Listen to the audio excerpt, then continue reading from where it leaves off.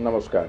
Guiding growth empowering prosperity के एक नई सीरीज ऑफ डेट फंड में फिर से हम बात करेंगे 10 ईयर मैच्योरिटी गिल्ड फंड या 10 year duration guild fund.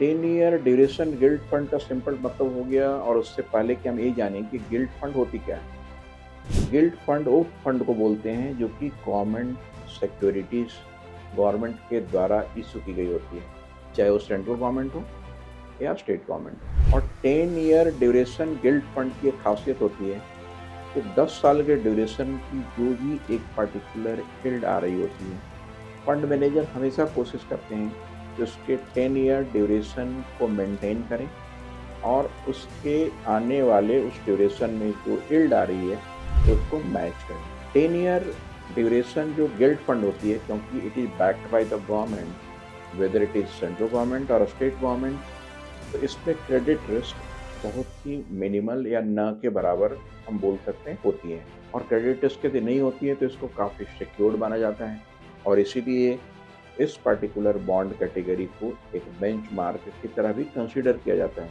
Because it is guaranteed by government, it is sovereign backed, sovereign guaranteed.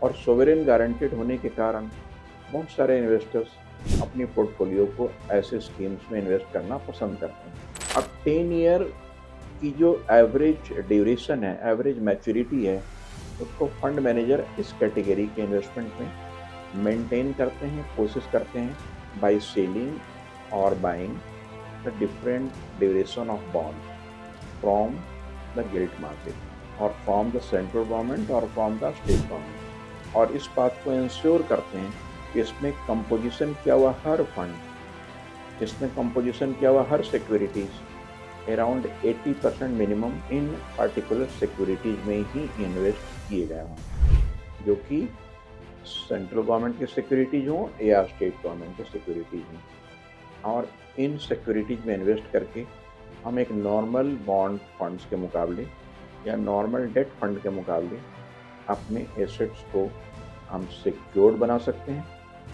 लेकिन क्योंकि इसकी ड्यूरेशन लॉन्ग टर्म की होती है, 10 ईयर की होती है, इसलिए इसमें इंटरेस्ट रेट का इसके साथ काफ़ी एक अच्छा रिलेशन है।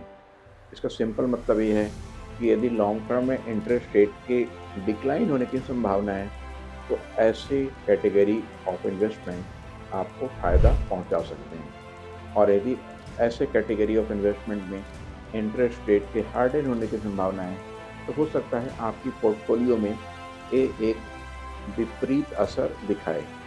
अब आपके पोर्टफोलियो की जो डिजायर्ड रिटर्न है उसको फुलफिल अपनी यील्ड के हिसाब से ना करें।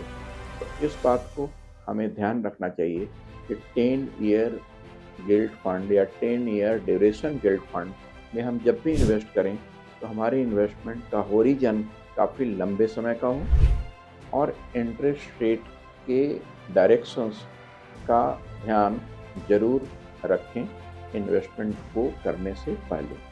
और यदि उसका ध्यान हमें बेहतर मालूम है तो शायद ऐसे इन्वेस्टमेंट में इन्वेस्ट करके हम अपने इंटरेस्ट रेट का भी फ़ायदा ले सकते हैं और साथ में क्रेडिट रिस्क जो कि न के बराबर है उसका भी हम फ़ायदा ले सकते हैं। तो आज के इस सीरीज में जिसमें हमने 10 ईयर गिल्ट ड्यूरेशन फंड की एग्जांपल दिया, हम इन्वेस्ट करके हम इन दोनों बातों को इंश्योर कर सकते हैं कि हमें एक अच्छी क्रेडिट रिस्क से कैसे बचा जाए और अपने यील्ड को बेहतर कैसे बनाएं, और साथ में इंटरेस्ट रेट के बढ़ते या घटते सिचुएशन से हम कैसे बचें या कैसे उसका फ़ायदा उठाएं।